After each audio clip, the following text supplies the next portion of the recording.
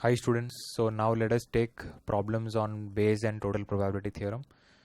Okay, so this is the first sum. 4 roads lead away from a jail. A prisoner trying to escape from the jail selects a road at random. Okay, if road A is selected, the probability of escaping is 1/8.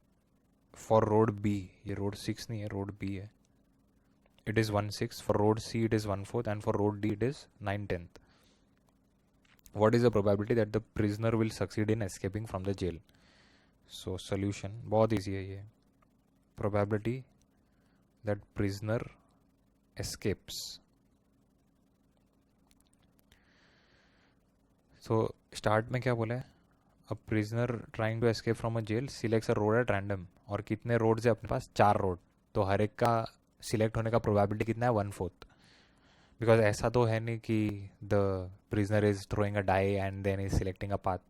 Okay, तो इसलिए everything is equiprobable. So probability of path A and escaping through path A और probability of path B and escaping through path B. ये मुझे लिखना नहीं था, but since this is the first sum I am just writing it for you all. Else I would have directly written the probabilities. Probability of path D escape through path D. Path A होने का selection 1/4 और कितना probability दिया है? Probability of escaping through it is 1/8.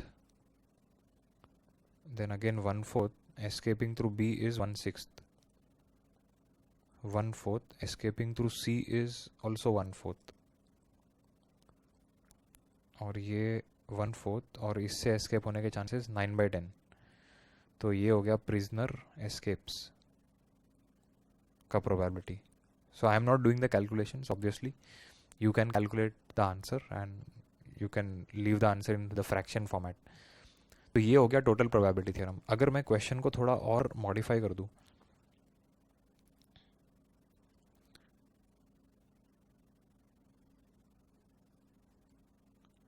so given that the prisoner escaped,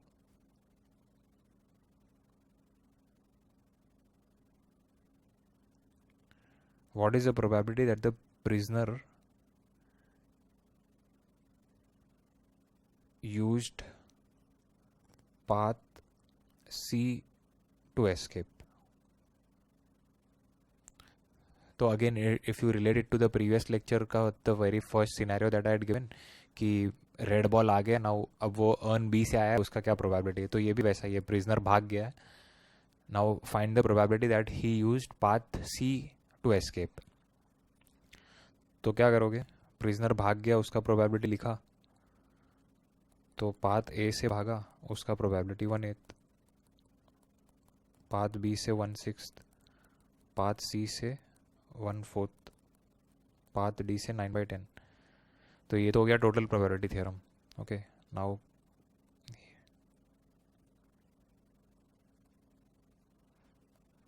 इसको ऐसा लिखेंगे, escapes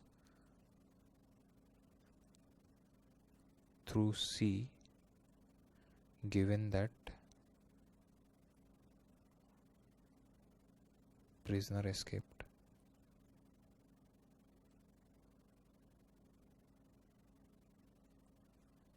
Okay, so wait, I'll just write this properly.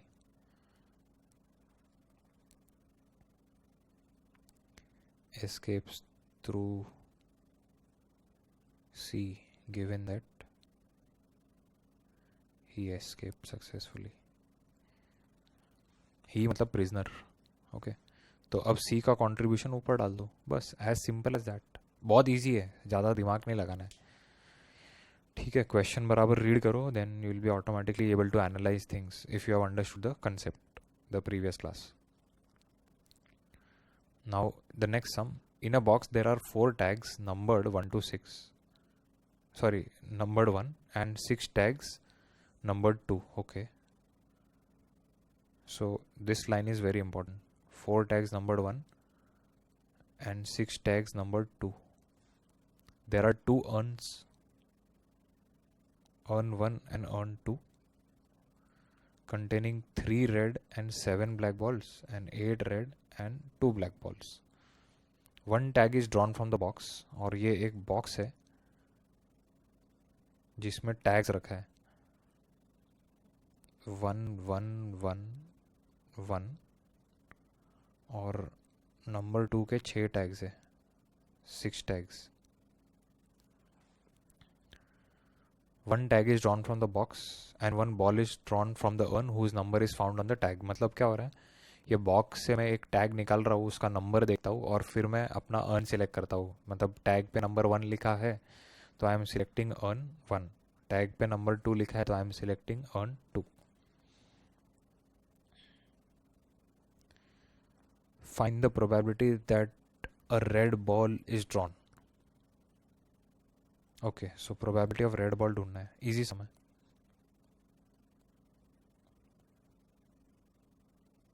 So earn 1 and red from earn 1 or earn 2 and red from earn 2. अब ऐसा नहीं होगा कि मतलब ऐसा नहीं बोला है कि the urns are selected random, one urn is selected random. अगर ऐसा बोल देते तो अर्न 1 और अर्न 2 के सिलेक्शन का प्रोबेबिलिटी हाफ और हाफ होता. बट यहाँ पे क्या बोला है कि एक बॉक्स से मैंने टैग निकाला और उस टैग का नंबर देखा एंड देन आई डिसाइडेड कि कौन सा अर्न लेना है. तो अब टैग 1 निकालने का प्रोबेबिलिटी ढूंढना है अपने को. तो टोटल कितने टैग्स है, 10 टैग, उसमें से कितने 1 है, 4. तो 4 आउट ऑफ 10. और यहाँ पे earn 2 6 out of 10 because 6 tags पे नंबर 2 लिखा है. ठीक है.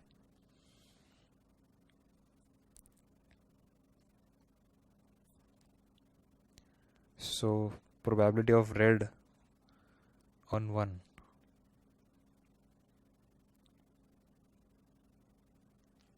So this is 3 out of 10 or red from earn to 8 out of 10.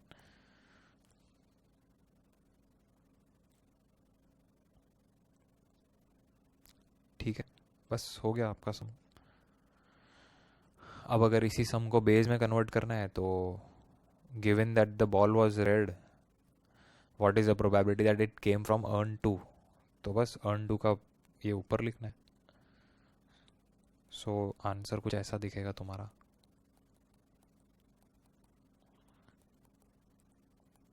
Okay, सो अगर इसको बेस में कन्वर्ट करना होता तो so right now I won't do it. ठीक है. So next sum. So I'll just drag this up just a moment.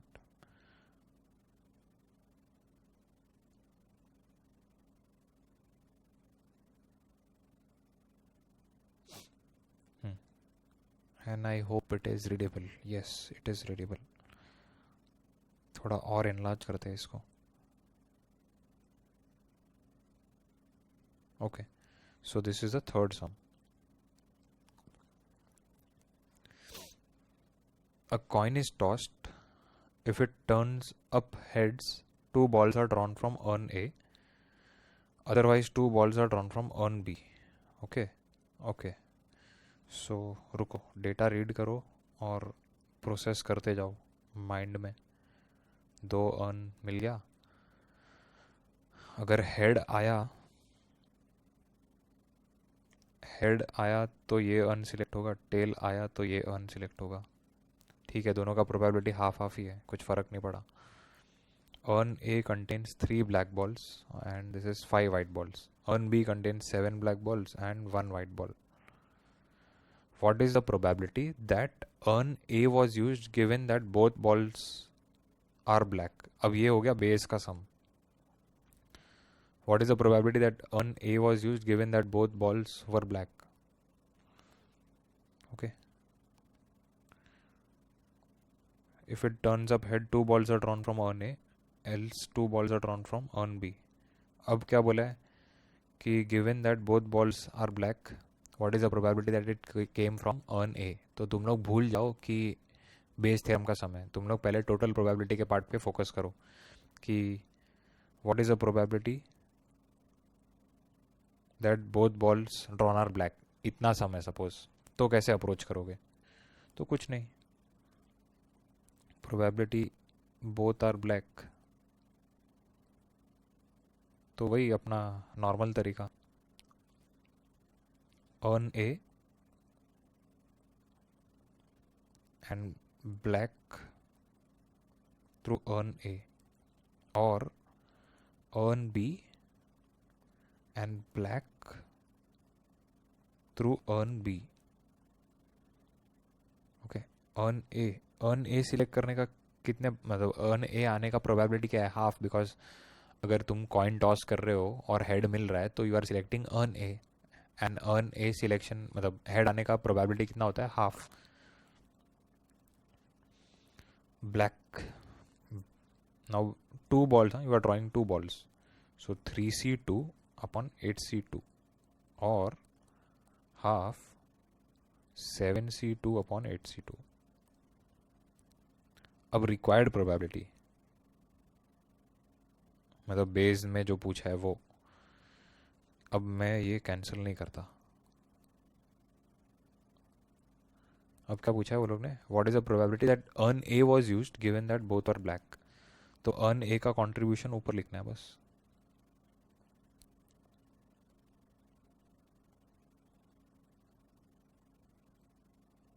Done, हो गया सम, खत्म। Calculations I'm not doing, you can do it, so I'm leaving the calculations for you all. I'm sure you will be able to do it. Okay, so that is the final answer. Okay, let's move to this sum.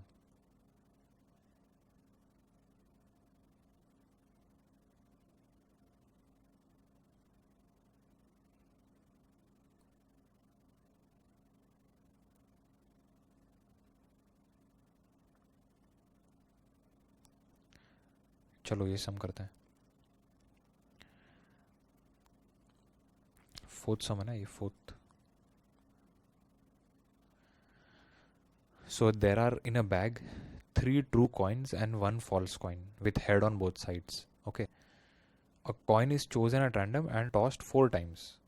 If head occurs on all 4 times, what is the probability that the false coin was chosen and used? Okay, तो ये भी Bayes theorem का सम है कि एक coin toss किया 4 times and what is the probability that you will get head all 4 times. तो पहले वो सोचते, तो अब मैं कैसा कर रहा हूँ ना, मैं डायरेक्ट लिख रहा हूँ आंसर। एक बैग है, चलो वो बैग बना दिया जिसमें 3 ट्रू कॉइन्स है और एक फॉल्स कॉइन है। फॉल्स कॉइन को मैंने रेड से डिनोट कर दिया। Okay, a coin is chosen at random and tossed 4 times. अच्छा, यू ऑल टेल मी, इस बैग से ट्रू कॉइन निकलेगा उसका क्या प्रोबेबिलिटी है?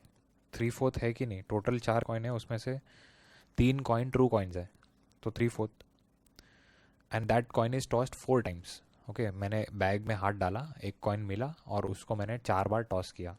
अब उससे हेड आने का प्रोबेबिलिटी, तो फर्स्ट टॉस किया हेड आ गया because we are finding the probability of getting a head.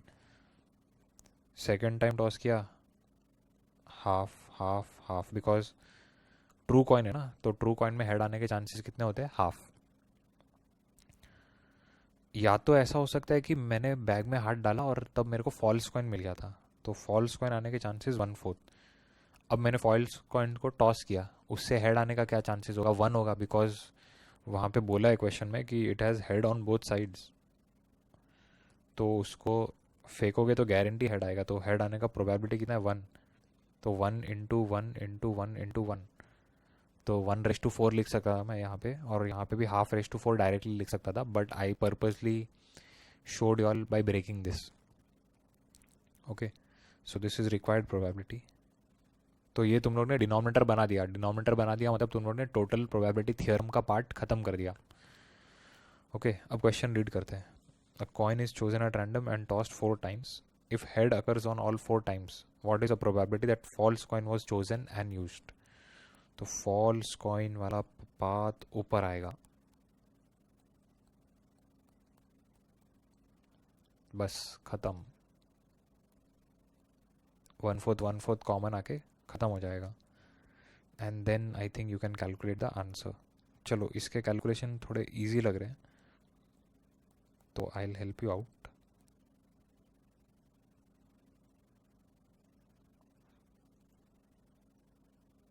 सो 16/19, ठीक है, ये हो गया। सो yes, that's it for Bayes theorem and total probability theorem. If your concept is clear, like the explanation part is clear, जो मैंने इसके previous lecture में discuss किया था, I don't think you should have a problem in this topic. Okay, you will be able to attempt the questions in exams, and what you can do is you can do few more sums for practice, just to get the confidence. Okay, so that's it from my side. So I'll come up with more topics very soon. Till then, stay tuned, goodbye, and thank you. Take care.